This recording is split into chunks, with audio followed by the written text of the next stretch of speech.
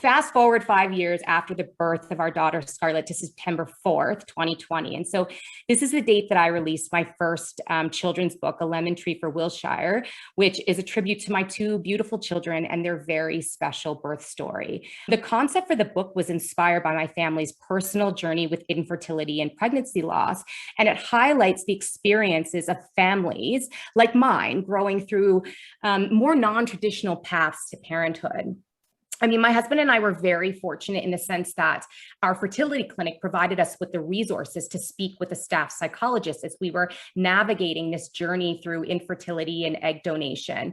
And we've since followed up with her just to, when we would have questions as the kids were growing. But regardless of the questions, she consistently always stressed the importance of initiating dialogue with our children at a very early age regarding their birth story. And in theory, we were in total agreement with this approach, but in practice, I personally struggled with how to communicate this in a way that was both relatable to our children, but also that was completely transparent. What I discovered through this process of retelling our story was that there was almost this torrent of emotion. So the most extreme joy and the most extreme pain that we ever experienced through this process, it was now inextricably fused. And although that's completely normal, my reaction was quite visceral. I couldn't start this conversation with my children without immediately crying. And my children at 5 and 3 would ask, "Mommy, why are you sad?" And it was the complete opposite. And I was crushed when they would say that, because I was so overwhelmed with gratitude for these beautiful children. I wanted them to know how special their story is, how exceptional they are, and how we wanted them so badly, we were willing to do anything. So we once again reached out to the psychologist that we'd been working with to explain the challenge. And she recommended using children's books as a way to initiate this conversation, which totally aligned with our approach. Our general or a natural approach. We use books quite a bit in our home. So we set out to find children's books that we could use as a tool to help guide this discussion. And although we found countless books that focused on adoption and other alternative family dynamics, I found that there was a bit of a gap specific to books for infertility and egg donors that would appeal to children. And so once I recognized there was space in the market, I set out to write a story that focused on these important topics in a format that children could truly embrace. And just like that, the concept for Lemon Tree for Wilshire was born. The story focuses on a young superhero and his magical expedition to fulfill his greatest desire, which is to grow a beautiful garden with tall trees at his home in Wilshire, trees tall enough to climb and plan superhero missions.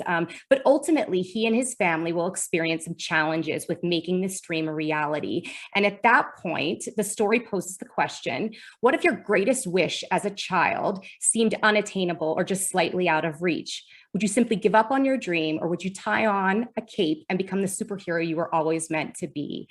And ultimately, the book will follow the magical journey of this superhero as he chases his dream. The book took me over a year to write and publish. And of course, a portion of this can be attributed to the fact that I had absolutely no idea how to publish a book. But what I will say is there was also a lot of time spent healing and coming to terms with feelings that I had held at bay for many years.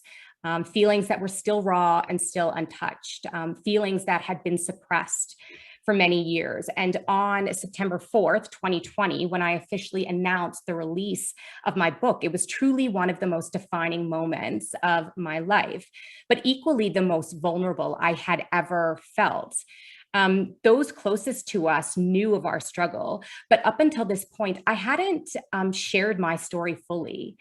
Similarly, I didn't write this speech overnight. If you ask my husband, I've been writing it for many, many weeks, but really, in truth, it feels as if I've been narrating this story for many years, but unable to accurately capture the experience in words. So I'm grateful for this opportunity. I'm grateful to share my story and my book with others, because there is power in broken silence.